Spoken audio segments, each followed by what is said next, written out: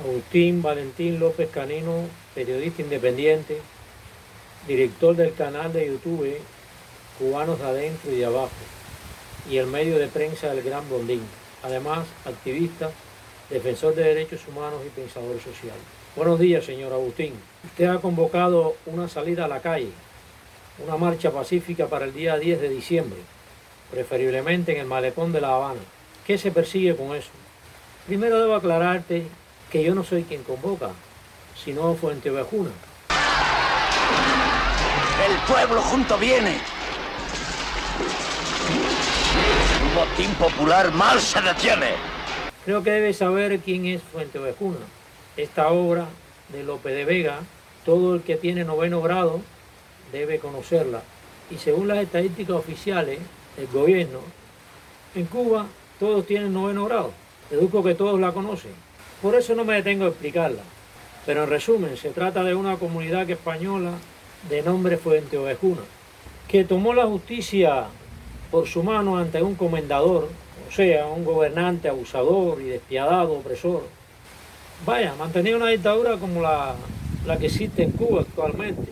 Y esta comunidad lo ajusticia, y cuando vienen las autoridades del rey preguntando quién lo hizo, el pueblo se une, o sea, la comunidad se une, y aunque fueron muchos los torturados, llevados al cepo, entre ellos mujeres, hombres, jovencitos, todos respondían, Fuenteovejuna lo hizo. O los mataban a todos o los dejaban a todos libres. Esto ocurre cuando el reclamo de justicia de los pueblos no es escuchado, como sucede en Cuba después del ascenso al poder de Fidel Castro por medio de la violencia. Claro, esta marcha tiene una diferencia, esta marcha es pacífica. Hasta ahora no pretendemos quitarle la vida a nadie, ni ajusticiar a ningún comendador, menos al supuesto presidente de Cuba, Miguel Díaz-Canel. No tenemos esas intenciones. Lo primero que se persigue es ejercer nuestros derechos. Nuestros derechos, por supuesto, al reclamo. La dictadura no ha dejado ninguna otra posibilidad para reclamar la justicia. A quien responde diferente a su ideología, lo reprende, lo encarcela, lo amenaza para que se vaya del país y otros métodos de coacción, de temor, de infundir el terror empleados por las fuerzas represivas del gobierno, encabezada por el gobierno. Es un plan, una estrategia, un propósito del gobierno, infundir el terror. La lucha no violenta tiene 3 conclusiones principales. Es posible liberarse de las dictaduras. Toma una reflexión cuidadosa y una planificación estratégica. También se necesitará vigilancia, mucho trabajo arduo y una lucha disciplinada. Yo creo que las personas no deben buscar respuestas rápidas y fáciles. Usted no va a llegar muy lejos de esa manera y puede perjudicarse. No busque que los extranjeros vengan y lo salven, sea cual sea la parte del mundo. No asuma que usted es tan débil como usted piensa que es. Y no asuma que el régimen es tan brutal y tan horrible y tan poderoso como ellos dicen ser. Si el régimen está preocupado por el poder de la población que les ofrece resistencia, ponga atención, porque quizá el régimen está en lo cierto. En ese caso, eso le indica algo que usted tiene que hacer. Y hágalo, porque el conocimiento de la lucha no violenta es ahora inmensamente mayor de lo que era hace 40 años.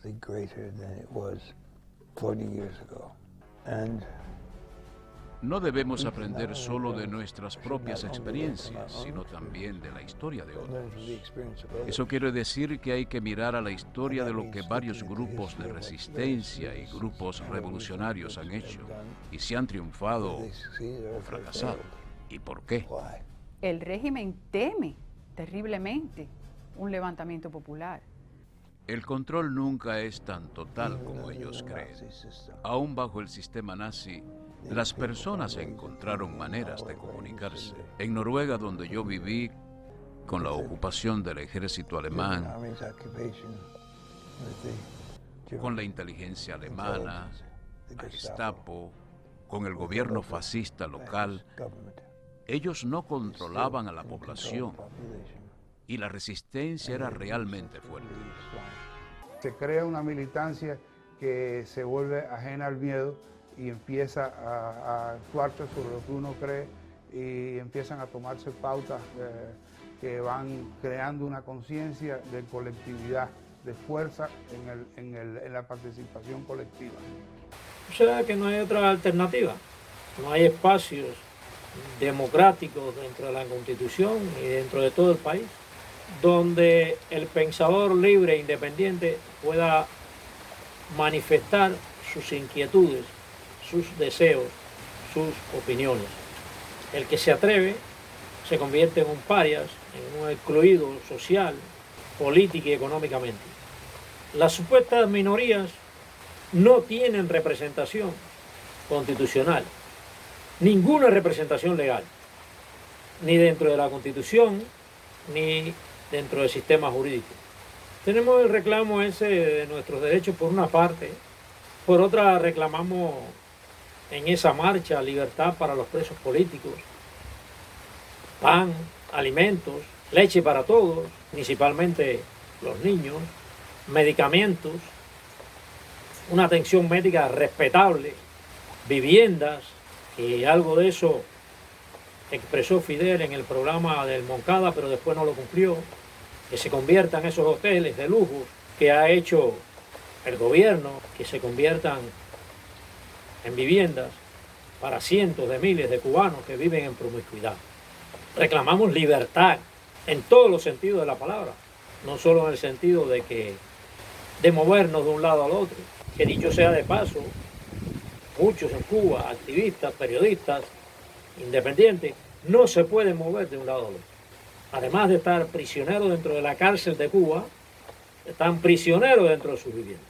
Reclamar todo esto es el objetivo principal que persigue esta marcha o esta salida a la calle.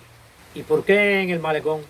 Bueno, en el Malecón porque es el sitio más frecuentado de esparcimiento popular, por lo menos acá en La Habana, diría yo, muy visible, y esta visibilidad contribuye a evitar hechos violentos de ambas partes, de los que exigen sus derechos y de las fuerzas represivas del gobierno, que de hecho ha sido casi siempre los que han utilizado la fuerza bruta, la violencia contra este tipo de protesta pacífica. No es que yo lo diga, lo demuestran algunos videos que se han podido sacar. Buscamos evitar todo hecho violento. Dentro de La Habana puede ocurrir que lancen un ladrillo o cualquier objeto de un balcón y lastime a un ser humano, lastime a un policía, a un agente, a un miembro del gobierno, y no queremos que eso suceda.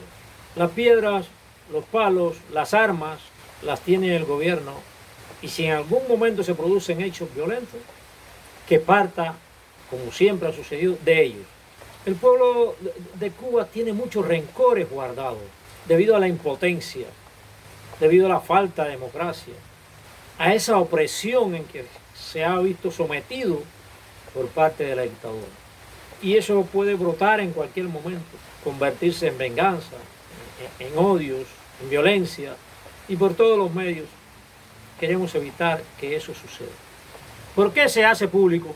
Se necesita que el mundo conozca la realidad, los objetivos que perseguimos y sobre todo que es una marcha pacífica a la cual tenemos todo el derecho negado por el gobierno desde 1959 que Fidel Castro asciende al poder por medio de la violencia, del terrorismo y implanta esta forma de gobierno. También se persigue la publicidad que los paramilitares preparados por el gobierno, la fuerza represiva del gobierno, policía, ministerio, conozcan el objetivo de la manifestación y que no vamos armados con nada, solamente con la palabra. También quiero decirte, por parte de las fuerzas sociales que van a actuar, de este pueblo que no tiene educación cívica, que no tiene conocimiento de lo que es la desobediencia civil y la lucha no violenta, o bueno, que tiene muy escaso conocimiento de la esencia de la lucha pacífica no violenta. Pretendemos que el gobierno entienda de una vez y por todas que la forma que ha utilizado para gobernar Cuba nos ha llevado a la ruina, no solo a la ruina económica, a la ruina espiritual, que es peor que la económica, donde el individuo, el hombre nuevo de que tanto habló Fidel, ha perdido valores, virtudes, como la honestidad, el honor, la honradez, la confianza en la verdad. Practica las obras de la carne, desidia, envidia, odios, rencores, ambiciones, mentiras, hipocresías, todas esas perversidades que dan origen a los conflictos humanos, que dan origen a las guerras. En 2011, la revolución de la primavera árabe se propagó por Oriente Próximo. Desde Túnez a Egipto, Bahrein y Siria. Durante más de 50 años, un discreto erudito americano ha ayudado a los pueblos a derrocar a sus dictadores. Sus tácticas de resistencia no violenta se han utilizado en Serbia, Ucrania o Irán. Ser considerado una amenaza por un tirano es un motivo de orgullo. Significa... Está bueno ya de vivir así, continuar conduciendo el país a la ruina y culpar siempre al exterior. Que yo sepa, Cuba fue declarada en 1959 el primer territorio libre en América. Y aquí no ha venido a gobernar un norteamericano, un inglés, un francés, un europeo. Y aquí no ha gobernado el capitalismo, porque se culpa de todos los males del mundo al capitalismo. Pero nos nutrimos del capitalismo. A la realidad, si no hubiese surgido el capitalismo, el mundo estuviese en una comunidad feudal, por no decirlo, en una vorágine de miseria. Agustín, tengo entendido que en cualquier país del mundo hay que pedir permiso para hacer una marcha, una protesta o este tipo de convocatoria. Sí, pero eso ocurre en los países que tienen un mínimo, por lo menos, de espacio de democracia, aunque sea pequeño. Pero el régimen implantado por Fidel Castro en Cuba no ha dejado ni el más pequeñísimo espacio de democracia. Por lo tanto, eso nos da el derecho a la desobediencia civil. Además, nuestro titán de bronce lo dijo, el general Antonio Maceo, muy ponderado a través de toda la historia de Cuba. Los derechos no se mendigan, ni se piden, se conquistan. En aquel momento, con el machete en la mano. En este, con nuestro corazón en la mano. No vamos a enarbolar un machete, no vamos a enarbolar un arma. Vamos a extender una mano abierta, a regar y a entregar gladiolos, flores. López, ¿y qué éxito le pronostica usted a la marcha? No puedo asegurar nada, nadie puede asegurar nada de hecho. Pensamos en la dignidad, la honestidad, la expulsión del temor de los cubanos. Eso dará el éxito, o lo disminuirá.